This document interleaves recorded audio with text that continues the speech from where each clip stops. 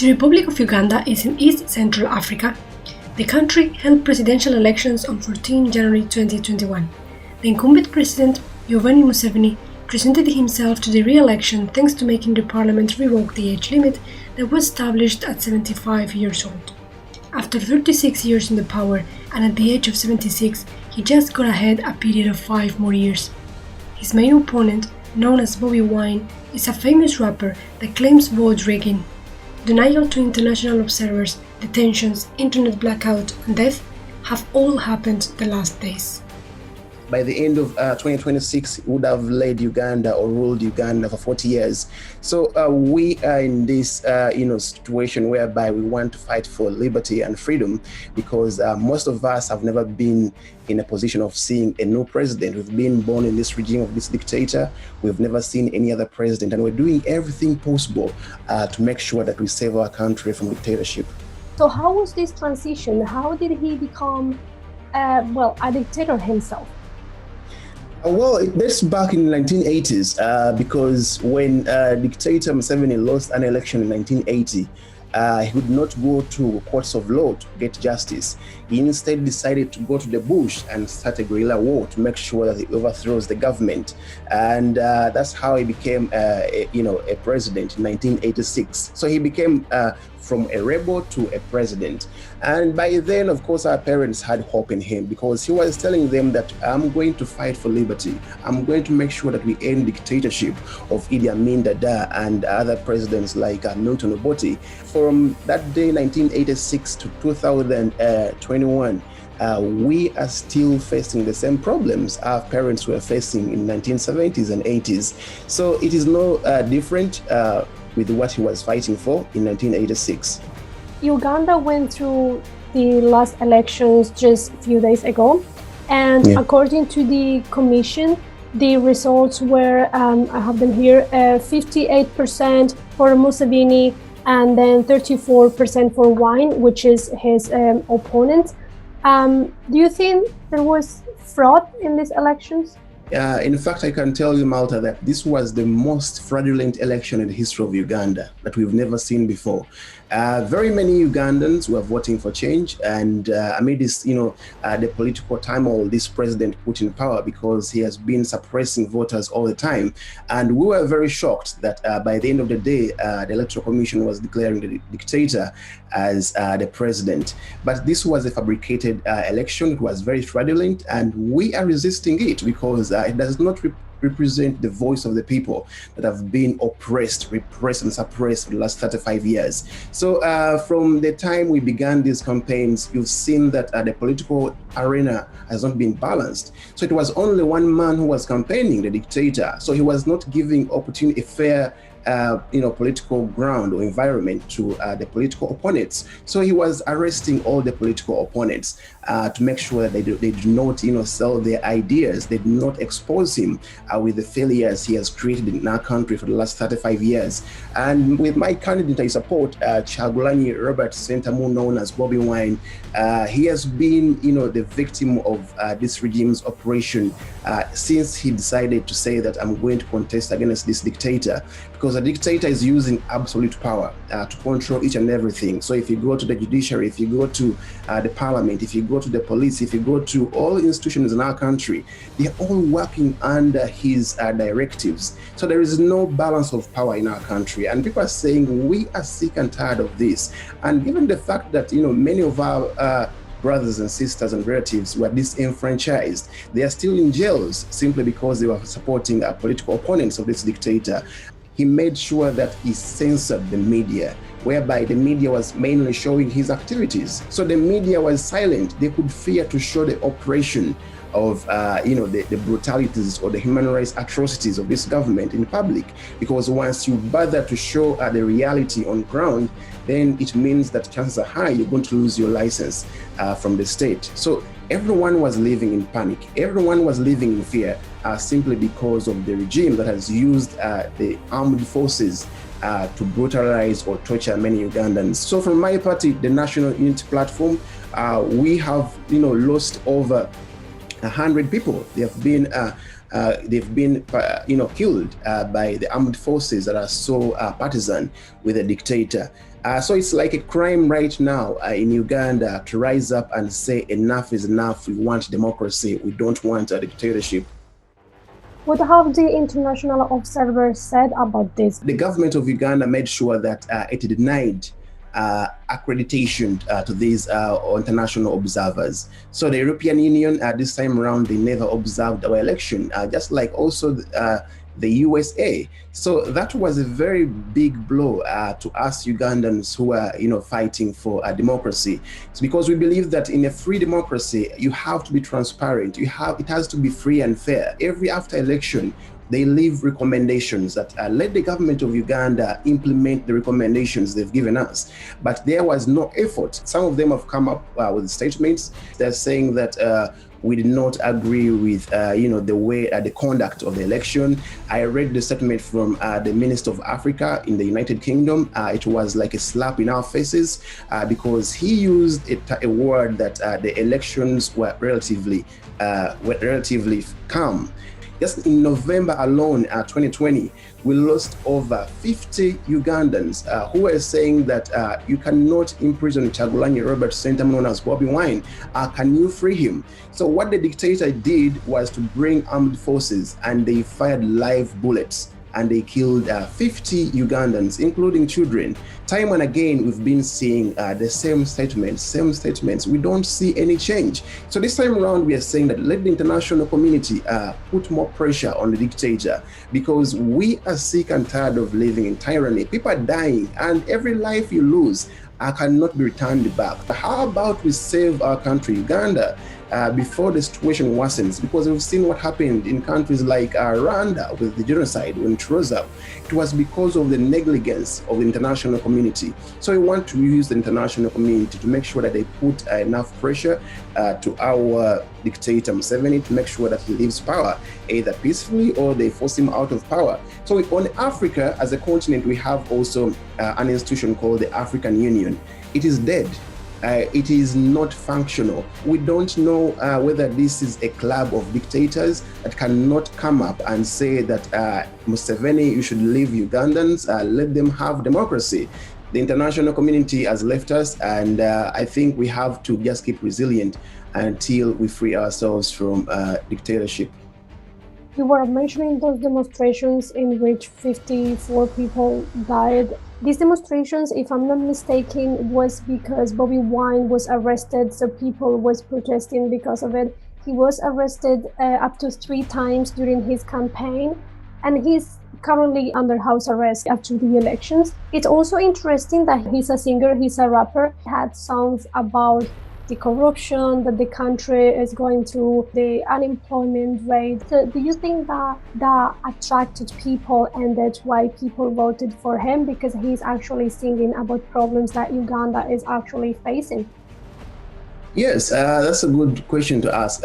You say that Bobi Wine, of course, is a self-made Ugandan who has grown from the ghettos to where he is. So he has been a great inspiration to very many Ugandans. That's why he appeals to all generations, the children, the youth, and the old. So we believe that with such examples in our communities, we can easily look after them or look to them to make sure that we empower ourselves to become better citizens of our country. And if you look at also his history, of course, and the music is mainly about social justice. So he's singing about the challenges or the problems Ugandans who are forgotten that are being facing in each and every day in their communities. And this easily resonates with people because they feel that Bobi Wine is fighting for them. And he has been consistent, because with consistency, you know that this person is talking about something that is going to take our country forward. So many times Ugandans, mainly the young people, have been sidelined. They've been socially excluded from government programs, from empowerment programs, and they were not brought on the table to make sure that they are part of the policies in their country as young people. So leaders could just sit in their silos and they come up with policies for young people. But Bobi Wine is telling them that, once we rise up, we can take our seats to the table and make sure that we become part of the solutions that Uganda is facing today. As I told you, that Uganda has the second youngest population in the world. 85% of our population is below the age of 35. So this means that we are sitting on a time bomb as many Ugandans, because youth unemployment is the biggest challenge. So Bobi Wine has told that young Ugandans that you cannot sit on your own. Have faith in you, believe in yourselves, have the courage to rise up and vote for leaders who are going to change this country. Do not think that government leaders who have been in power for many years, and mainly those who have become career politicians, are going to fix your problems. It is time for you as young children, as young people, to mainly rise up and actively engage in the politics of our country. And we've seen, of course, the results. Very many young people have run for different political offices, mainly the young girls. And it is giving us hope that maybe in the next 10 to 20 years, we shall see an environment whereby now Ugandans know that they have a stake or a part to play in our country, because it is a collective responsibility. And Bobi Wine, of course, with his music, he has been consistent.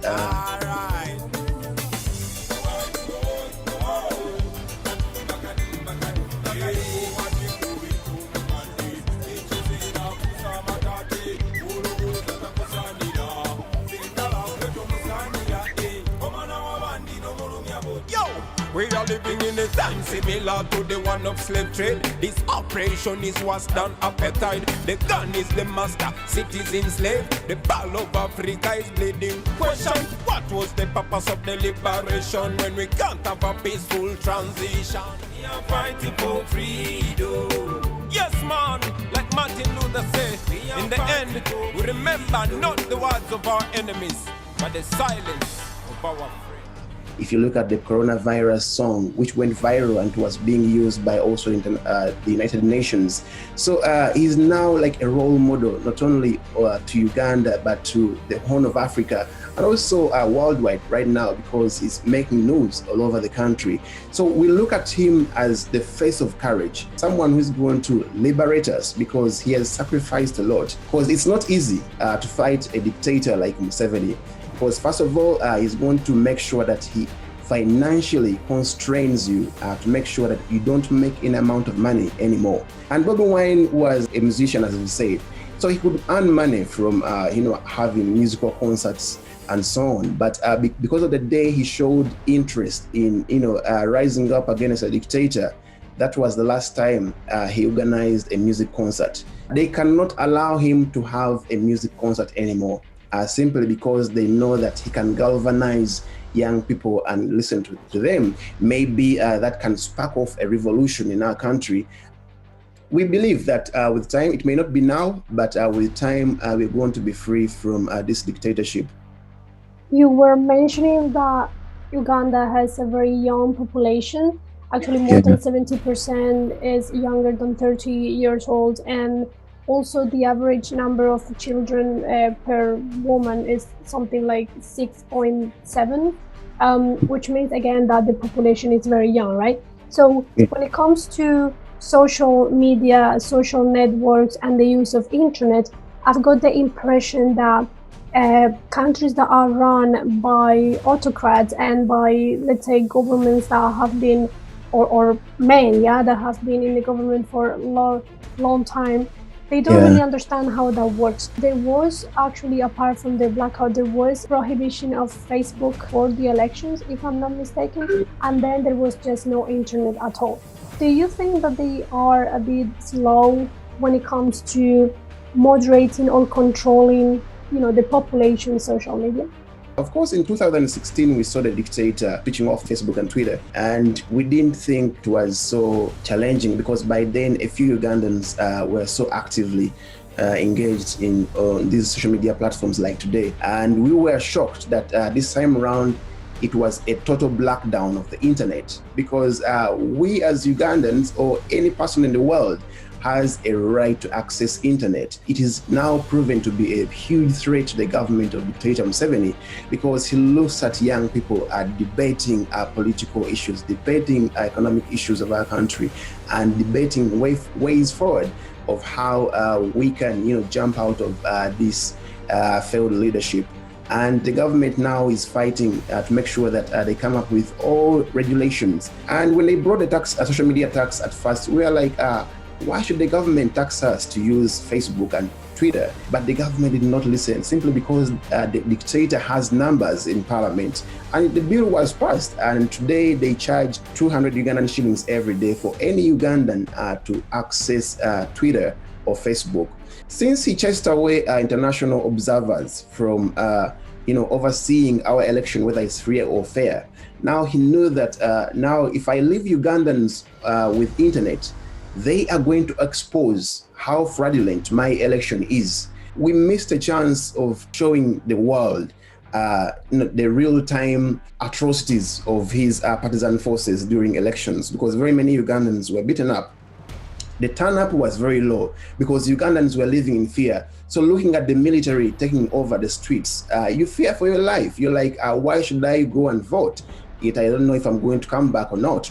So when the dictator cut off the internet, he was also oppressing the opposition, because he knew that we have independent Tari centers.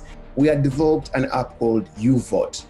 So the app was, in other words, it was on the phone, it was enabling every polling agent of Bobi Wine to make sure that after the elections agent declaring the results, and they give you that form, you take a photo, you upload it on the form, it goes via the app and it goes to our tallying center.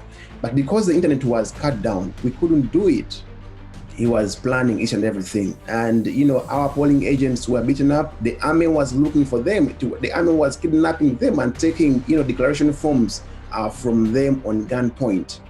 This was the most ridiculous election I've seen in my entire lifetime. And it was not even democracy. How do you think this is gonna end up?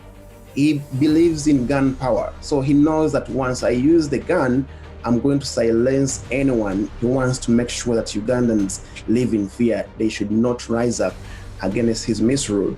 But Ugandans are saying that gone are the days, we are not going to power. It is time for us to, rise up and save our country, because we've been oppressed enough. So he's using, of course, the army to make sure that they kill us deliberately, because the Minister of Security has come out before and he has said that the Uganda police has a right to shoot you and kill you. So if a Minister of Security says such word, then it means that they are ready to kill many Ugandans as they can. But that's why we're calling upon the international community to put sanctions on such leaders who are, using such rhetoric that is a threat to humanity in our country, Uganda. And the military, of course, right now, after elections, it has taken over all the rooftops in the cities. So the dictator thinks that Bobi Wine, since he's popular, and the dictator is unpopular, Bobi Wine is going to, galvanize Ugandans, and they have a peaceful protest, so that anybody who comes out to protest, yet it is a constitutional right, they will be shot dead. But we are saying that our courage is still on. We are not going to give in, and we shall not, give up about this revolution, because we believe that the struggle has just started. So we're not going to accept this fabricated victory of dictator Museveni. We believe that our candidate, Kyagulanyi Robert Ssentamu, won this election fair and square, but the Electoral Commission declared someone who was not, supposed to be declared. So Museveni stole, the victory from us. And it is time for us to reclaim our country legally and also non-violently from him. And we believe you're going to do so.